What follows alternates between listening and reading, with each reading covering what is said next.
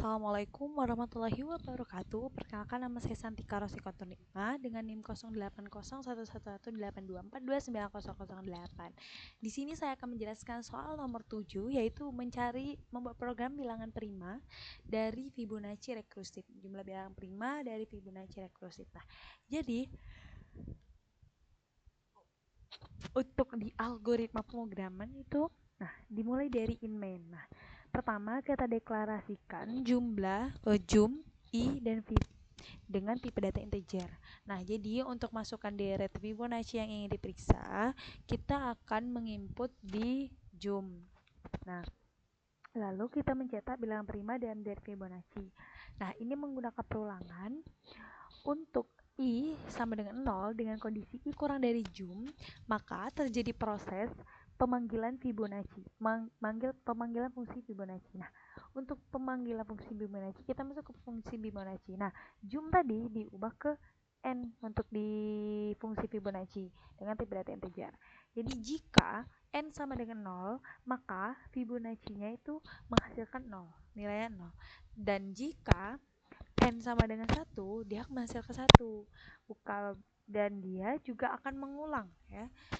Fungsi akan dipanggil kembali dengan Fibonacci n dikurang 1 ditambah Fibonacci n dikurang 2.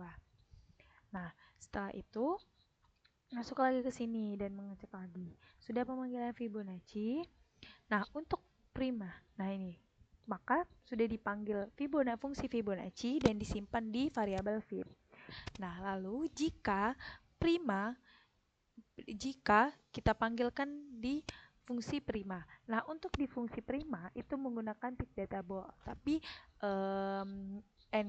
jumnya tetap integer. Jika n kurang dari 2, maka hasilnya itu false. Untuk i sama dengan 2 dengan kondisi i kurang dari sama dengan n per 2, jika n modulo i itu habis, maka dia salah. Ya, akan terus berulang dengan i++. Ada perubahan di i++. Nah, jika kondisi dan juga perulangan tidak memenuhi, maka dia itu true. Berarti dia itu bilangan prima.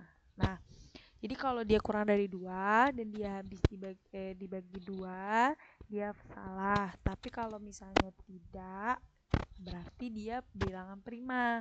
Nah, dipanggillah ke sini. Jika dia bilangan prima, maka dia akan mencetak bilangan prima di deret Fibonacci tersebut. Nah, setelah itu terjadi perubahan di i. Cek lagi kondisi sampai tidak lagi memenuhi, keluar dari perulangan dan mencetak enter. Nah, untuk di sini juga sama, ya. Ini lebih panjang saja sama. Untuk pseudocode-nya itu yang beda itu hanya di jum. Dan untuk beberapa fungsi itu dibedakan, teman-teman. Jadi in main dulu, baru fungsi Fibonacci, baru fungsi prima. Nah, itu terpisah, ya. Nah, untuk flowchart-nya juga sama, dia terpisah. Jadi fungsi Fibonacci. Nah, yang tadi kan cek kondisi. Nah, jadi dia Fibonacci yang mulai dari 0, jika 1 jika dia mengulang fungsi proses, ya, masuk proses. Lalu fungsi prima itu cek jika dia itu berarti false.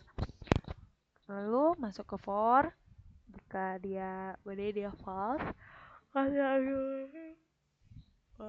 true.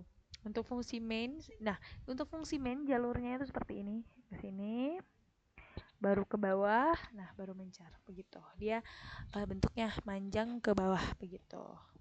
Oke, itu saja yang dapat saya sampaikan. Jika ada kesalahan, saya mohon maaf, kepada Allah saya mohon ampun. Nah, untuk untuk runningnya, misal jumlah yang mau saya masukkan itu 10 deret, ya. Nah, jadi Fibonacci-nya itu dari 2, 3, 5, dan 13. Itu bilangan primanya. Oke, itu saja yang dapat saya sampaikan. Jika ada kesalahan, saya mohon maaf, kepada Allah saya mohon ampun. Saya akhiri, wassalamualaikum warahmatullahi wabarakatuh.